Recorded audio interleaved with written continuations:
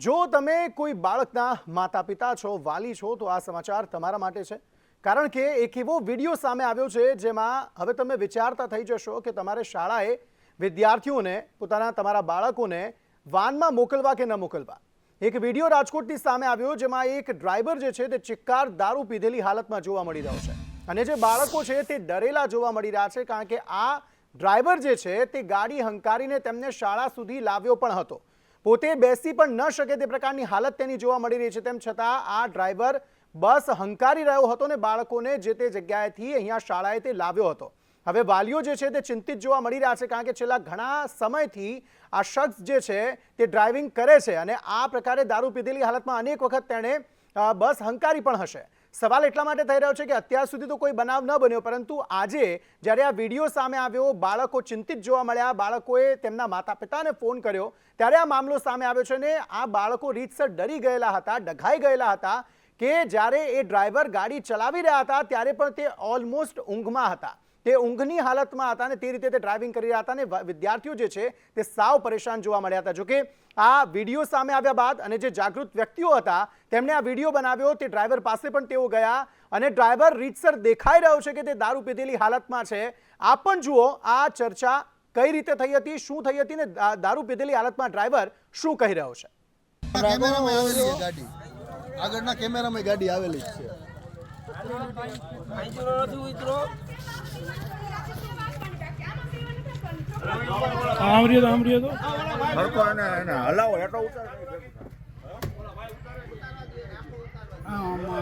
Driver સાહેબ તમે 7 નંબરના ડ્રાઈવર. ઓકે ઓકે, હાલો ભાઈ, ભલામણ કોણ કરવા આવ્યા એને બોલાવી લે. લઈ લે વિડીયોમાં છોકરાનું બયાન લે.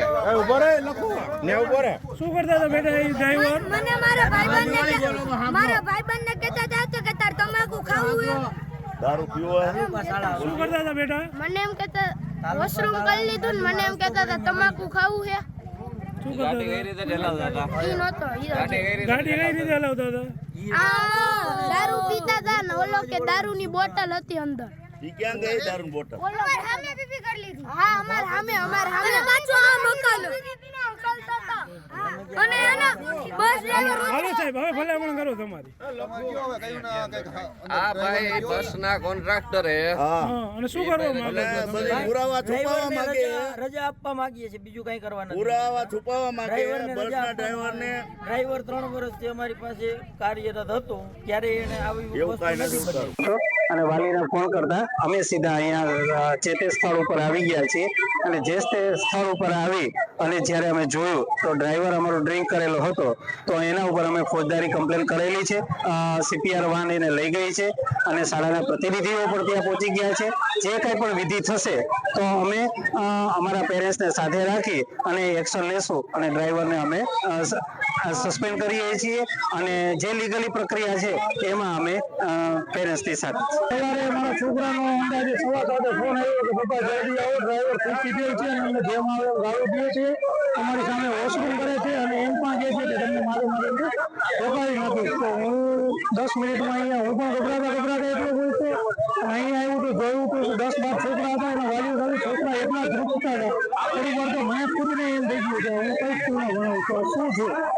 તો આ એક માત્ર એવો બનાવ નથી કે જ્યારે રાજકોટમાં આ વખતે બન્યો છે. રાજ્યમાં અનેક વખત આ પ્રકારના બનાવો બની ચૂક્યા છે, જે માતા પિતા માટે લાલબત્તી સમાન કિસ્સા છે. આ ઉપરાંત આ પહેલા વલસાડમાં આ પ્રકારનો બનાવ બન્યો હતો, જ્યાં બાળકોને લઈ જતી સ્કૂલ વાનનો અકસ્માત થયો હતો. અકસ્માત એ રીતે કે ગાડી જે છે તે સાઈડમાં જે ખાડો હોય તે ખાડામાં જ ઉતરી ગઈ હતી. ઇકો વાન હતી ને ઇકો વાનમાં અનેક બાળકો બેસેલા પણ હતા અને સ્કૂલેથી આ બાળકોને ઘરે લઈ જતી સમયે આ અકસ્માત સર્જાયો હતો. સ્કૂલ વાન રસ્તાની બાજુમાં આવેલી ગટરમાં ઉતરી ગઈ હતી. ટ્રાફિક પોલીસ અને સ્થાનિકોએ વાનને બહાર કાઢી હતી અને સ્કૂલ વાનનો જે ચાલક છે તે નશાની હાલતમાં હોવાનું સામે આવ્યું હતું. જોકે ઘટનામાં કોઈ જાનહાનિ થઈ નથી, પરંતુ પોલીસે સ્કૂલ વાન ચાલકની તે સમયે અટકાયત કરી હતી અને વધુ કાર્યવાહી હાથ ધરી હતી. આ અંગે વધુ વાતચીત કરવા માટે અમારી સાથે જાગૃત નાગરિક અને વાલી એવા વિરલભાઈ જાની જોડાઈ ગયા છે. વિરલભાઈ, આપનું સ્વાગત છે. વિરલભાઈ, આ મુદ્દો ખૂબ જ પેચીદો છે, કારણ કે માતા પિતાએ પણ સમજવાની જરૂર છે, શાળા સંચાલકોએ પણ સમજવાની જરૂર છે અને ડ્રાઈવર્સ જે કોન્ટ્રાક્ટર હોય છે તેમને પણ સમજવાની જરૂર છે કે આ રીતે જો ડ્રાઈવર જે છે તે દારૂના નશામાં ગાડી હંકારશે તો વિદ્યાર્થીઓના જીવ જોખમાશે. હવે માતા પિતાએ કરવું શું આ બધી બાબતમાં? ખરેખર આ બહુ ચિંતાજનક વિષય છે અને આવો ગુનો માફ ન કરાય. આ સંસ્થા જે છે SGVP, એમના જે પણ કોઈ ટ્રસ્ટી હોય, સંચાલક હોય, એમની જવાબદારી આવે છે કે આ ડ્રાઈવર જે છે એ આવી પીધેલી પોતે હાલતમાં કેવી રીતે બસ ચલાવી શકે અને તેના લીધે કેટલા ભૂલકાઓનો, વિદ્યાર્થીઓનો જીવ જે છે એ જોખમાઈ જાય છે. તો સંસ્થાની પૂરેપૂરી જવાબદારી છે. મારું એ પણ માનવું છે કે સંસ્થા જે છે એને વારે તહેવારે એનો ચેક કરવું જોઈએ વારંવાર કે ભાઈ આ માણસ જે છે એના નશાની હાલત, નશાનો કોઈ શોખ છે, કોઈ નશો કરે છે કે કેવા ચરિત્રનો છે. કારણ કે જો આવી રીતે વાલીઓ જે છે એના માટે પણ એક ખાસ ચેતવણીરૂપ કિસ્સો છે કે એને પણ ચેક કરવું જોઈએ કે મારા દીકરા દીકરી જે છે એ આપણે કોના ભરોસે છોડીએ છીએ. તેમને નશાની આદત હોય કે ચરિત્રથી જો તેઓ હલકા હોય તો તમારા દીકરા દીકરી માટે એક લાલબત્તી કિસ્સા રૂપ સમાન બની શકે. તો વિરલભાઈ, આમાં માતા પિતા એ પણ શું સમજવાની જરૂર છે કે માતા પિતાએ પણ હવે જાગૃત થઈને આ વસ્તુઓ ચેક કરવાની જરૂર છે કે આરટીયુના નિયમો યોગ્ય અનુસરે છે કે નથી અનુસરતો, કે પછી કોઈ અન્ય ગેરકાયદે પ્રવૃત્તિમાં તે સંકળાયેલો નથી? આ બધી વસ્તુઓની ચેક કરવાની જવાબદારી હવે માતા પિતાની પણ બની ગઈ છે એવું નથી લાગતું આપને? હા, ચોક્કસ તમે કહો છો એ સાચી વાત છે. વાલીઓએ પણ અવારનવાર વચ્ચે જે કહીને સરપ્રાઇઝ ચેકિંગની જેમ જવું જોઈએ અને સ્કૂલ જે છે એના ડ્રાઈવર હોય કે રિક્ષા હોય કે વેન હોય તો એમની જે વાહન છે એની કન્ડિશન કેવી છે, પોતે વ્યક્તિ કેવા છે અને એમની સાથે જે કંઈ અચાનક સરપ્રાઇઝ ચેકિંગ કરે તો એમને ખ્યાલ આવે એમ. અને આવી જો કંઈ પણ એને બાબત જણાય તો સ્કૂલ સંચાલકોને પણ જાણ કરવી જોઈએ અને તાત્કાલિક એને ત્યાંથી હાંકી કાઢવું જોઈએ. વિરલભાઈ, સ્કૂલ સંચાલકો તો આમાંથી હાથ અદ્ધર જ કરી રહ્યા છે ને. સ્કૂલ સંચાલકો તો માત્ર કોન્ટ્રાક્ટ આપી દે છે અને જ્યારે પણ આ પ્રકારનો કોઈ બનાવ બને છે ત્યારે એવું કહે છે કે અમે કોન્ટ્રાક્ટ જે છે તે રદ કરી દીધો અથવા તો તેમના વિરુદ્ધ કાર્યવાહી અમે કરીશું તે પ્રકારનું કહે છે. પરંતુ શાળા સંચાલકો પોતાના રીતસરના હાથ અદ્ધર કરે છે. નથી લાગતું કે શાળા સંચાલકોએ પણ આમાં થોડી જવાબદારી લેવાની જરૂર છે અને આ બધી વસ્તુઓને ચેક કરવાની જરૂર છે વિદ્યાર્થીઓ માટે, તેમના વિદ્યાર્થીઓ માટે જે તેમની જ શાળામાં ભણવા માટે આવે છે? 100% આમાં શાળાએ જે કે વાલી જે છે એ બાળકને તમારે શાળાને સોંપે છે. શાળા કોન્ટ્રાક્ટ પદ્ધતિ કરતી હોય છે એ પોતાના લાભ માટે કે પોતાની રિસ્પોન્સિબિલિટીમાંથી છટકવા માટે. પણ મારી દ્રષ્ટિએ શાળાની પૂરેપૂરી જવાબદારી આવે છે. જે કોઈ પણ કોન્ટ્રાક્ટ આપતા હોય કે જે કોઈ પણ માનો વેન હોય કે બસ હોય, એના કોઈ પણ લીડર હોય છે તો એને પૂરેપૂરી જવાબદારી આવે છે કે જે કંઈ લોકો જે ડ્રાઈવરો છે એની જે કંઈ કે પૂછપરછ કે ચરિત્રની જે છે એની એમને ખ્યાલ હોવો જોઈએ કે ભાઈ કોણ વ્યક્તિ છે, કેવા છે. કારણ કે આજે આ તો સારું છે કે સદભાગ્ય આવી દુર્ઘટના નથી બની. જો એ માણસ ઊભો પણ નથી રહી શકતો ને જો આવી રીતે જો એ બસ અથડાવી દે કે એક્સિડન્ટ થાય તો આમાં કેટલા બાળકોનો જીવ પણ જોખમમાં મુકાઈ જાય. તો આ શાળાની જવાબદારી 100% હું માનું છું કે આવે જ છે. શાળાની જવાબદારી છે. ઠીક છે. આભાર વિરલભાઈ અમારી સાથે જોડાવા બદલ. તો ચોક્કસપણે શાળા સંચાલકોએ પણ જવાબદારી લેવાની જરૂર છે. આ ઉપરાંત માતા પિતાએ પણ એ બાબત સમજવાની જરૂર છે કે તમારા વહાલ સોયાને જે વાનમાં કે રિક્ષામાં બેસાડીને તમે શાળાએ મોકલો છો એ રિક્ષા કે વાન ચાલક કેવો છે તે જોવાની જવાબદારી પણ આપની ચોક્કસપણે બને છે. રાજ્યમાં ચર્ચા જગાવનારી ગોંડલ નાગરિક બેંકની ગત દિવસે ચૂંટણી હતી. ગોંડલ શહેરના કડવા પટેલ સમાજવાડી ખાતે યોજાયેલી આ મતગણતરી પર તમામની નજર હતી. આ ચૂંટણીમાં ભાજપ અને કોંગ્રેસ પ્રેરિત જે પેનલ છે તે ઉમેદવારો સહિત કુલ 23 ઉમેદવારો વચ્ચે ચૂંટણીનો જંગ ખેલાયો હતો. હાલ જેલમાં રહેલા પૂર્વ ધારાસભ્ય જયરાજસિંહ જાડેજા અને હાલના ધારાસભ્ય ગીતાબા જાડેજાના પુત્ર ગણેશના વર્ચસ્વની પણ આ લડાઈ હતી. નાગરિક બેંકની ચૂંટણીમાં ભાજપ પ્રેરિત પ્રગતિશીલ પેનલના 11 ઉમેદવારો અને નાગરિક સહકાર સમિતિની પેનલના 11 ઉમેદવારો અને એક અપક્ષ સહિત 23 ઉમેદવારો મેદાને હતા. ચૂંટણી જીતવા માટે બંને પેનલોએ એડી ચોટીનું જોર લગાવ્યું હતું. નાગરિક બેંક 58,000થી વધુ સભાસદો ધરાવે છે. પૂર્વ ધારાસભ્ય જયરાજસિંહ જાડેજાની આગેવાની હેઠળ જ ભાજપ પ્રેરિત પેનલ આ ચૂંટણી લડી અને જીતી. સામે પક્ષે કોંગ્રેસના યતીશ દેસાઈની આગેવાની હેઠળ નાગરિક સહકાર સમિતિની પેનલ ચૂંટણી લડી હતી જે હારી છે. નોંધનીય છે કે ગણેશ જાડેજા જૂનાગઢના દલિત યુવકને મારવાના કેસમાં જેલમાં છે અને તેની સામે દલિત સમાજે રેલી કરીને વિરોધ પણ નોંધાવ્યો હતો. પણ હવે ગોંડલ નાગરિક સહકારી બેંકમાં ભાજપનો ભગવો લહેરાઈ ચૂક્યો છે. કારણ કે ભાજપ પ્રેરિત પેનલનો વિજય થયો છે અને કોંગ્રેસના સુપડા સાફ થઈ ગયા છે. અગાઉ વિજય થયેલા કોંગ્રેસના યતીશ દેસાઈની હાર થઈ છે. ગઈકાલે ગોંડલ નાગરિક સહકારી બેંકની ચૂંટણી યોજાઈ હતી ત્યારે ચૂંટણી બાદ મતગણતરીની પ્રક્રિયા હાથ ધરાઈ. ભાજપના આગેવાનો અને કાર્યકર્તાઓએ વિજયને વધાવ્યો. ગોંડલ નાગરિક બેંકની યોજાયેલ ચૂંટણીનું પરિણામ જાહેર થઈ ગયું જેમાં ભારતીય જનતા પાર્ટી પ્રેરિત પેનલનો વિજય થયો છે. અમે અમારી હાર સ્વીકારીએ છીએ અને લોકોનો ચુકાદો છે એ અમે માથે ચડાવીએ પરંતુ એટલું ચોક્કસ છે કે અમે જે ચૂંટણી અધિકારીએ 3,900 મત ખોટા ઉમેર્યા હતા એની સામે હાઈકોર્ટમાં ગયા હતા. હાઈકોર્ટે ડાયરેક્શન પણ આપ્યું હતું કે 115D સહકારી કાયદાની કલમ 115D મુજબ આ ચૂંટણી કરવી અને એની મતદાર યાદી તૈયાર કરવી. જે રીતે ગોંડલની પ્રજાએ અમારી પર ભરોસો મૂક્યો છે અને આ કાંઈ આજનું નથી. ભારતીય જનતા પાર્ટીનું અને જયરાજસિંહ જાડેજાનું અહીંયા 30 વર્ષ પૂરા થાય છે અને આમ પણ બધા જ મેન્ડેટ ઉપર ભારતીય જનતા પાર્ટીના ઉમેદવારો જીતેલા હતા જ. આ એક જગ્યા ઉપર નાગરિક બેંકમાં ગોંડલના લોકોએ ચુકાદો આપી દીધો છે કે આ ગ્રાઉન્ડમાં તમારે કાંઈ કરવાનું નથી. અહીંયા ભારતીય જનતા પાર્ટીનો ગઢ છે અને એ ગઢ જળવાઈ રહ્યો. આ તો અમારા ગણેશભાઈ 5 દિવસથી આ જેલમાં હતા એમાં આ બધાને એમ થઈ ગયું કે અમે બધા અહીંયા કમ્પ્લીટ છે. આ ગ્રાઉન્ડ ભારતીય જનતા પાર્ટીનું છે. ભારતીય જનતા પાર્ટીના લોકો વર્ષોથી અહીંયા સેવા કરતા આવ્યા છે અને એનું પરિણામ છે. તો આ સમગ્ર મામલે વધુ વાતચીત કરવા માટે વરિષ્ઠ પત્રકાર જયેશભાઈ ઠકરાર મારી સાથે જોડાઈ ગયા છે. જયેશભાઈ, આ ગોંડલની આ સહકારી જે બેંક છે તેની અંદર વર્ચસ્વનો જંગ હતો ગણેશ ગોંડલ માટે, કારણ કે જેલમાં જવાનું થયું, વિરોધ પણ સખત થયો, તેમ છતાં પણ જીત તો તેની ચોક્કસપણે થઈ.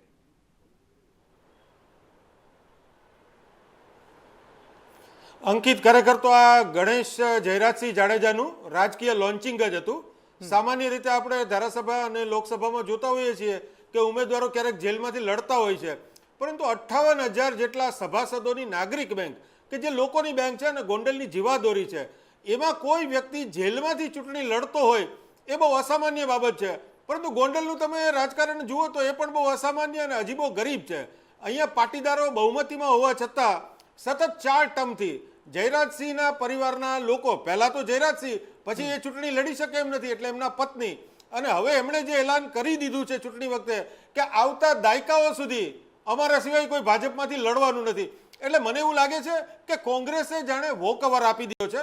યતીશ દેસાઈ ગયા વખતે ચોક્કસપણે આ બેંકમાં ડાયરેક્ટર હતા, પરંતુ યતીશ દેસાઈ કે જેમના પિતા ગોવિંદભાઈ દેસાઈ આ બેંકના સ્થાપક હતા, પરંતુ છેલ્લા ઘણા વર્ષોથી ગોંડલમાં કોંગ્રેસ બિલકુલ છે જ નહીં. તમે નગરપાલિકા જુઓ, ધારાસભા જુઓ, જિલ્લા પંચાયતની બેઠકો જુઓ, કોંગ્રેસની પ્રદેશની નેતાગીરીએ પણ જાણે માની લીધું છે કે ગોંડલમાં એમના માટે કોઈ જગ્યા જ નથી. કદાચ મને લાગે છે એટલા માટે જ 25%થી પણ ઓછું મતદાન થયું છે.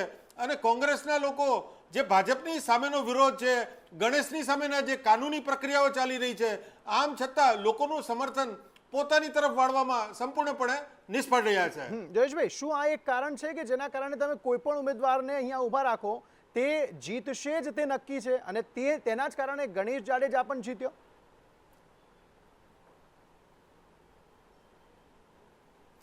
અંકિત, આમાં એકચ્યુઅલી જે ગણિત છે એ પ્રકારનું છે કે ગોંડલની ઉપર જયરાજસિંહના જે પરિવાર છે એ પોતાનું વર્ચસ્વ સ્થાપિત રાખવા માંગે છે અને ભાજપે પણ સ્વીકારી લીધું છે કે ગોંડલમાં જયરાજસિંહના પરિવાર સિવાય બીજા કોઈને ઊભા રાખવાના નથી. કારણ કે જો આવી બાબત હોય તો જ જયરાજસિંહ ખુલ્લેમ ખુલ્લા એવું કહી શકે કે આવતા ઘણા વર્ષો સુધી અમારા સિવાય કોઈને ટિકિટ મળવાની નથી. હવે આ જ બાબતની સામે ભાજપના એક પણ નેતા એવું કહેતા નથી કે આવું કહેવાનો કોઈ વ્યક્તિને અધિકાર નથી, અને એના કારણે જ કોઈ નવી નેતાગીરીનો કદાચ ઉદય થતો હોય તો એ પણ 7 વાર વિચાર કરે.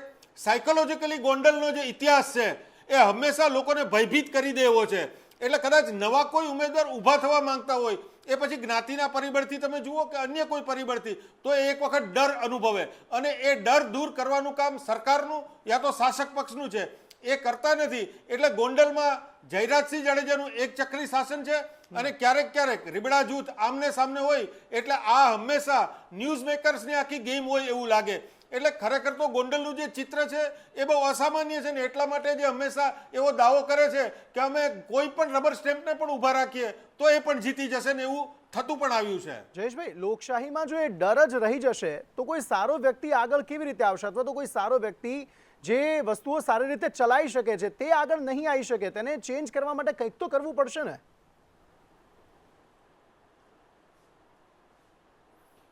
અંકિત, સારા કે ખરાબની કદાચ આપણે પરિભાષા પછી કરીએ, પરંતુ માત્ર એક જ પરિવાર પાસે સત્તાના સૂત્રો હોય અને એ દાવા સાથે એમ કહે કે માત્ર ને માત્ર અમે જ અહીંયા લડવાના છીએ, મને લાગે છે કે આ બાબત પણ એક લોકશાહી માટે પડકારરૂપ છે. હવે ભાજપના જે જિલ્લા પ્રમુખ છે અલ્પેશ ઢોલરિયા, જેના સામે આ ચૂંટણીના જે હરીફ જૂથના યતીશ દેસાઈએ ખુલ્લેઆમ કીધું કે એકમાત્ર એક જ પરિવારના ગુણગાન કરે છે, તો મને લાગે છે કે આ તો ભાજપે એક ચીલો ચાતર્યો છે અને આ ચીલો ભાજપ જ દૂર કરી શકે.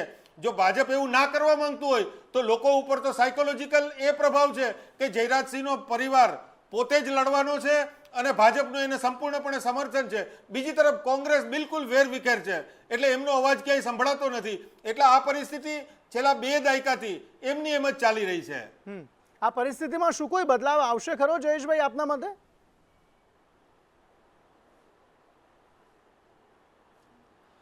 જુઓ, બદલાવ તો નિયતિનો એક ક્રમ છે. કોઈ પણ પરિસ્થિતિ કોઈ પણ બાબતથી બદલાતી હોય છે અને અભિમાન અને અહંકાર એ રાજનીતિમાં ક્યારેય ટકતો નથી. હવે જોવાનું એ રહે છે કે જ્યારે પરસોત્તમ રૂપાલાનું પ્રકરણ બન્યું લોકસભાની ચૂંટણીમાં, ત્યારે આ જ જયરાજસિંહની આગેવાનીમાં સમાધાન માટે બેઠક બોલાવવામાં આવેલી, પરંતુ એમના જ્ઞાતિના લોકોએ એ સમાધાનને સ્વીકાર્ય નહોતું ગણ્યું. એટલે કોઈ વ્યક્તિ એમ કહેતા હોય કે મારા કહેવાથી આવું થઈ શકે, તો આજીવન ચિરકાળ સુધી એવું શક્ય બનતું નથી. પરિસ્થિતિમાં કોઈક તો બદલાવ જરૂર આવી જ શકે છે, પરંતુ હા, હું કામની બાબતમાં વિશ્લેષણ નથી કરતો, પરંતુ એટલું ચોક્કસપણે કહું કે નાગરિક બેંક જેવી ચૂંટણીમાં પોતાના પરિવારના પુત્રને જ લડાવવો પડે એ પરિસ્થિતિ પણ દર્શાવે છે કે લોકશાહીમાં આપણે કઈ જગ્યાએ ઊભા છીએ.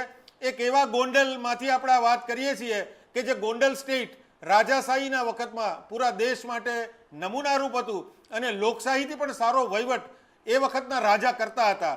તો ત્યારે ખરેખર તો ગોંડલમાં બાહુબલીઓની વાત ના થવી જોઈએ, ગોંડલના વિકાસની વાત થવી જોઈએ, ગોંડલમાં કેવા કેવા કામો થઈ રહ્યા છે પ્રજા માટેના એ વાત થવી જોઈએ. પરંતુ કમનસીબી એ છે કે ગોંડલમાંથી ક્યારેય એવો અવાજ ઉઠતો નથી.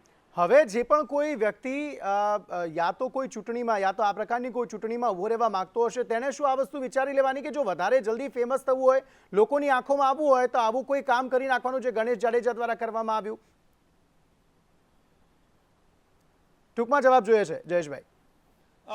એક કેવા નેતાઓ જે કામ કરે છે એ નેતાઓ જે છે એક પરંપરા સર્જતા હોય છે, એ જેવું આચરણ કરે છે એવું એક લોકમાનસમાં એમનું ચિત્ર ઉપસતું હોય છે. પરંતુ સાયકોલોજીકલ બાબતે અલગ છે. આ જ ગોંડલમાં અગાઉ જ્યારે એક પાટીદાર અગ્રણી મેદાનમાં ઉભેલા ત્યારે જયરાજસિંહની એમની સામે હાર થયેલી. તો એવું નથી કે કોઈ વ્યક્તિ અજેય છે, પરંતુ એ લોકોના કામ કેવા કરે છે, લોક કલ્યાણના કામ કેવા કરે છે અને ફ્રીડમ ઓફ સ્પીચ, લોકશાહી કેટલી ત્યાં પ્રજ્વલિત થઈ રહી છે, કેટલી પ્રદીપ્ત થઈ રહી છે, એના ઉપરથી એનું માપ નીકળવું જોઈએ. તો ગોંડલ જેવા સ્ટેટના લોકોએ એક ખુલ્લા મંચ ઉપરથી આ ચર્ચા કરવી જોઈએ. કોણ સારું કોણ ખરાબ એ કરતા પણ શું યોગ્ય છે એની ચર્ચા થવી જોઈએ. ઠીક છે જયેશભાઈ, આભાર અમારી સાથે જોડાવા બદલ. તો સુરતમાં કોમી એકતાનું એક ઉદાહરણ જોવા મળ્યું. સૈયદપુરા વિસ્તાર, એ સૈયદપુરા વિસ્તાર કે જ્યાં ગણેશ પંડાલમાં પથ્થરમારો થયો હતો, એ જ સૈયદપુરા વિસ્તારમાંથી ઈદે મિલાદનું જુલુસ નીકળ્યું અને પોલીસ કમિશનરે અહીં આ જુલુસને લીલી ઝંડી બતાવી હતી. પરંતુ આંખે ઉડીને વળગે તેવી વાત એ હતી કે હિન્દુ મહંતો અને મુસ્લિમ સમાજના અગ્રણીઓ જે છે તે એક સાથે અહીં જોડાયા હતા. શહેરના મેયર દક્ષેશ માવાની પણ અહીં હાજર રહ્યા હતા અને તમામ લોકોને શાંતિની પણ અપીલ કરવામાં આવી હતી. मुस्लिम बिरादरों के लिए ये बड़ा खुशी का दिन है, क्योंकि आज हजरत मोहम्मद पैगंबर साहब का जन्मदिन है. इस दिन वो स्वर्ग से नीचे आए थे हमारे सबके कल्याण के लिए. तो ऐसी खुशी के दिन में हम सब एक साथ भाईचारा से हम एक साथ रहे तो वो जो है ऊपर वाला जो है ना उसको बड़ा खुशी होगी कि हम सब लोग एक साथ में भाईचारा से रहते हैं, अमन से रहते हैं. देश को हम एक साथ प्रगति के रास्ते में, जहाँ भी विवाद है वहाँ विनाश है, जहाँ एकता है वहाँ ही प्रगति है. इसलिए हम प्रगति के रास्ता पर चलेंगे, विनाश के रास्ता पर नहीं. એક અઠવાડિયા પહેલા આ જગ્યાએ સૈયદપુરા ચોકી ખાતે દુઃખદ બનાવ બનેલા. એક અઠવાડિયા પછી આપ જોઈ શકો છો કે બધા અમારા જો સ્વામી હંમેશાનંદજી जो गणेश उत्सवના પ્રમુખ जो માનનીય મેયર સાહેબ કદીરભાઈ કદીરભાઈ પીરજાદાજી, આ વિસ્તારના જો હિન્દુ મુસ્લિમ આગેવાનો જો મનોજભાઈ મુસ્લિમ તમામ ટીમો અહીંયા છે. આ સંદેશા આપવા માંગે છે કે અમે બધા લોકો એક હતા, એક છીએ અને એક રહીશ જોઈએ. અને તમામ ચીજોને ભૂલાવીને નવે સિરેથી સ્ટાર્ટ કરીએ અને સુરત શહેરને નંબર 1 સુરત બનાવી રાખીએ. આ જગ્યા પર એક વીક પહેલા બનાવ બન્યો તો ફરી સુરતની તાસીર છે કે શાંતિમાં માનવાળી પ્રજા છે. ફરી એકવાર ભાઈચારાના હિસાબે હિન્દુ હોય કે મુસ્લિમ ફરી એકવાર એ સ્થળ પર ભેગા થઈ અને સુરતના વિકાસની અને પેગન શાહનો જે જન્મદિવસ છે, પેગન શાહે સંદેશો આપ્યો કે સાદગીથી જીવવાનો અને શાંતિનો સંદેશો પેગમ્બર સાહેબે જ આપ્યો છે. હું તમામ મુસ્લિમ બિરાદરોને પણ અપીલ કરું છું આવનાર સમયમાં સુરતની શાંતિ બરકરાર રહે તે માટે આપણે સૌ કાર્ય કરશું.